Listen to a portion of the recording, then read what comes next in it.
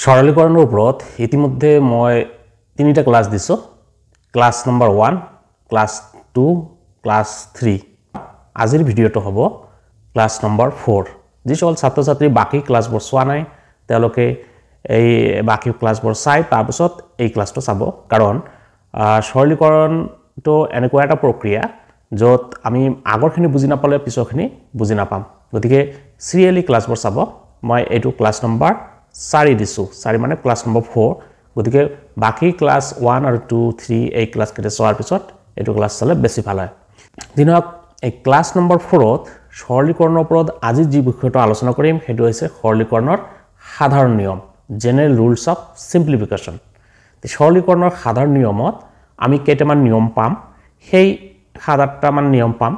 সেই নিয়ম কেইটাত আমি কিছুমান শব্দ পাম, যেনেকৈ সকলো, সমস্ত, সমগ্ৰ, কিছু, বেছিভাগ, অধিকাংশ, এনেকুৱা কিছুমান শব্দ পাম। এই শব্দবোৰ থাকিলে কোনটো বচনত সৰলীকৰণ কৰিব লাগিব, অৰ্থাৎ কোনটো বাক্য কোনটো বচনত সৰলীকৰণ কৰিব লাগিব, এত কৰিব লাগিব নে ইত কৰিব লাগিব নে আইত কৰিব লাগিব নে অত কৰিব লাগিব, সেই সম্পৰ্কে এই নিয়মবোৰত ব্যাখ্যা কৰা আছে। গতিকে এইখিনি খুব ইজি বস্তু। আমি কেৱল শব্দকেইটা জানিব লাগে।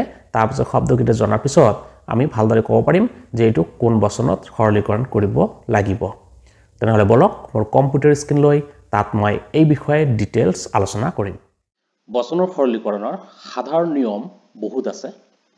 আমি তাৰ এই সাধাৰণ নিয়মবোৰক ভালকৈ বাছি কেইটামান সাধাৰণ নিয়ম উল্লেখ কৰিছোঁ। এই সাধাৰণ নিয়মবোৰত যিকেইটা শব্দ সকলো সময়তে ব্যৱহাৰ হয় সেই শব্দবোৰকে কেৱল উল্লেখ কৰা হৈছে। বাকী অনুৰূপ তেনেকুৱা শব্দ কৰবাত থাকিব পাৰে, কিন্তু সেই শব্দবোৰ বেছি ইম্পৰ্টেণ্ট নহয় কাৰণে যিবোৰ শব্দ সাধাৰণতে ব্যৱহাৰ হয়, সাধাৰণতে বাক্যবোৰত আমি দেখা পাওঁ, সেই শব্দবোৰকে ইউজ কৰি আমি এই নিয়মকেইটা প্ৰস্তুত কৰিছোঁ। তো এই বচনৰ সৰলীকৰণত যিকেইটা সাধাৰণ নিয়ম আছে তাৰ প্ৰথম নিয়মত যিবিলাক শব্দ আছে সেই শব্দটো যিটো এইটো প্ৰথম নিয়ম, এই নিয়মটোত যিবিলাক শব্দ আছে সেই শব্দবোৰ যদি থাকে বা ইয়াৰ যদি কিবা এটা শব্দ থাকে তেনেহ'লে আমি বচনটোক এ বচন কৰিব লাগিব অথবা ও বচনলৈ ৰূপান্তৰ কৰিব লাগিব।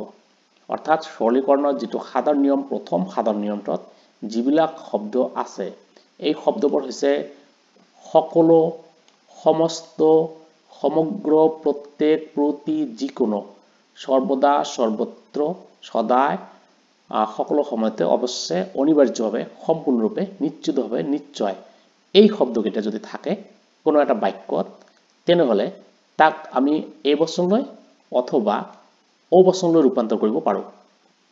যদি আমি এ বচনলৈ ৰূপান্তৰ কৰোঁ তেনেহ'লে সেই বাক্যটো সদৰ্থক যদি থাকে তেনেহ'লে তাক আমি এ বচনলৈ ৰূপান্তৰ কৰিম। যদি বাক্যটো সদৰ্থক হয় আৰু কোনো নেতিবাচক চিহ্ন নাথাকে, মানে নেতিবাচক মানে নাবোধক কথা নাথাকে, তেনেহ'লে এ বচনলৈ ৰূপান্তৰ হ'ব। আৰু যদি বাক্যটো নঅৰ্থক হয় তেনেহ'লে তাক ও বচনলৈ ৰূপান্তৰ কৰিব লাগিব। তো এইটো মুঠতে এই শব্দকেইটা মনত ৰাখিলে হৈ গ'ল। এই শব্দকেইটা কি আছিল? সকলো, সমস্ত, সমগ্ৰ, প্ৰত্যেক, প্ৰতি, যিকোনো, সৰ্বদা, সদায়, সকলো সময়তে, অৱশ্যে, অনিবাৰ্যভাৱে, সম্পূৰ্ণভাৱে, নিশ্চিতভাৱে, নিশ্চয়, এই শব্দকেইটা যদি মনত থাকে তেনেহ'লে আমি যিকোনো বচনৰ আমি সৰলীকৰণ কৰিব পাৰিম। এইটো হয় এ বচন হ'ব, নহ'লে ও বচন হ'ব। উদাহৰণ ইয়াত দিয়া আছে, উদাহৰণকেইটা চালে গম পাব। যেনেকৈ সকলো মানুহেই প্ৰাণী, ইয়াত কি শব্দ আছে? ইয়াত আছে সকলো শব্দটো। ইয়াত সকলো শব্দটো থকাৰ কাৰণে ইয়াক আমি কি কৰিছোঁ? এ বচন কৰিছোঁ। সকলো মানুহ হয় প্ৰাণী। ঠিক একেদৰে 2 নম্বৰত মানে খ নম্বৰত সকলো শব্দটো আকৌ আছে ইয়াত, কিন্তু বচনটো কি হৈছে? এইটো নঅৰ্থক। ইয়াত নহয়, এইটো স্পষ্ট। সকলো চকচকীয় বস্তু সোণ নহয়, এইটো নঅৰ্থক। আমি নিয়মটোত কি কোৱা হৈছে? যদি নঅৰ্থক হয় বাক্যটো তেনেহ'লে তাক ও বচন কৰিব লাগে। সকলো চকচকীয় বস্তু সোণ নহয়, এইটো নঅৰ্থক বাক্য। গতিকে ইয়াত সেইকাৰণে আমি ও বচনত কৰিছোঁ। ও বচনৰ ৰূপ হৈছে কিছুমান, চকচকীয় এছ নহয় পি, গতিকে এইটো হ'ব কিছুমান চকচকীয় বস্তু নহয় সোণ। এইটো হৈছে সৰলীকৰণ এই নম্বৰ নিয়ম। ঠিক একেদৰে ইয়াত আৰু কেইটামান উদাহৰণ আছে, যেনে প্ৰতিজন। ইয়াত আছে প্ৰতিজন শব্দটো। প্ৰতিজন শব্দটো থকাৰ কাৰণে মানে প্ৰতি শব্দটো থকাৰ কাৰণে আমি বাক্যটোক এ নাইবা ও কৰিম, কিন্তু বাক্যটো প্ৰতিজন বিদ্যাৰ্থীয়ে পৰীক্ষাত ভাল নম্বৰ পাইছিল, এইটো হৈছে সদৰ্থক বাক্য, সেইকাৰণে ইয়াক এ বচনলৈ কৰা হৈছে। যেনেকৈ সকলো বিদ্যাৰ্থী হয় এনে যিয়ে পৰীক্ষাত ভাল নম্বৰ পাইছিল।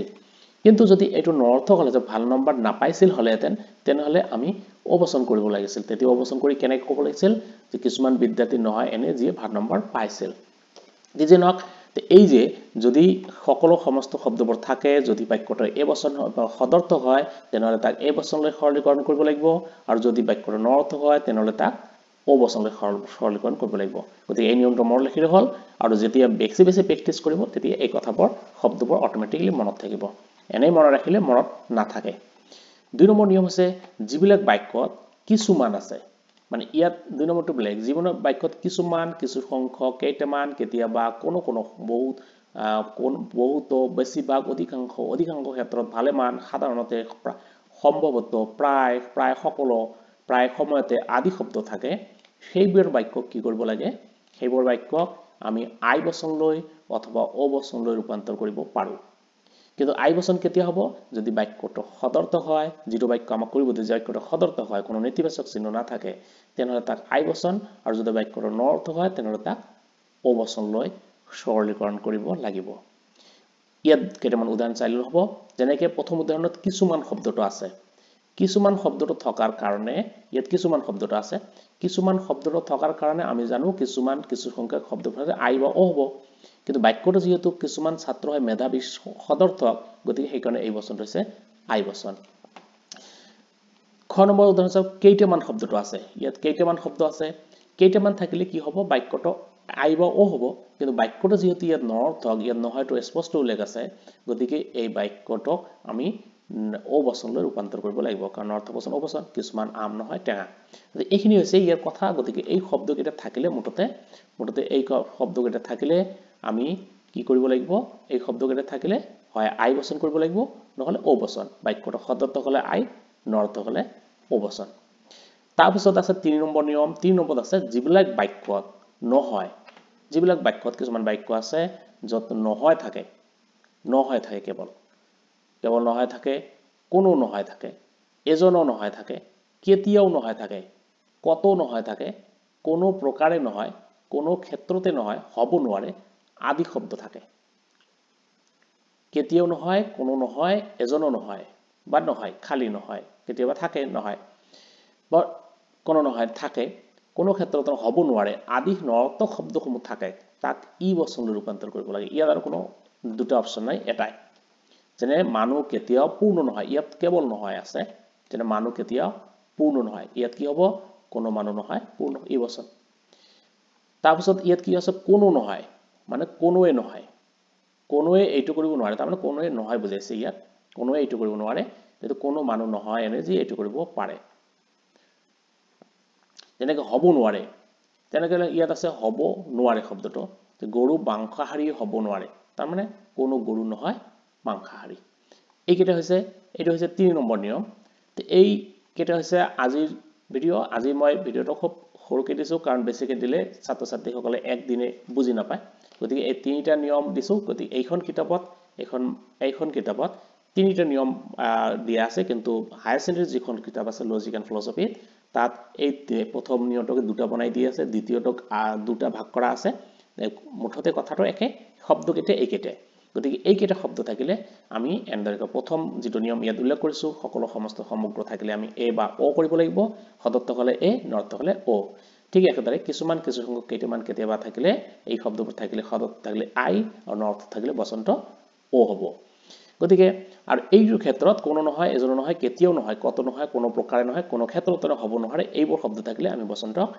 ই বচনলৈ ৰূপান্তৰ কৰিব লাগিব ইয়াৰ পিছত অকমান টেকনিক্যালি অকমান ব্লেক ধৰণৰ নিয়ম কেইটা আছে 4 নম্বৰ 5 নম্বৰ 6 নম্বৰ গতিকে এই সম্পৰ্কে আমি ব্লেক এটা ভিডিও বনাম পৰৱৰ্তী ক্লাছ নম্বৰ 5ত এই সম্পৰ্কে আলোচনা কৰা হ'ব যদি ভিডিওটো ভাল লাগিছে তেতিয়াহলে মোৰ ভিডিওবোৰ চাই থাকিব আৰু মোৰ চেনেলটো সাবস্ক্ৰাইব কৰি মোক সাপোৰ্ট কৰিব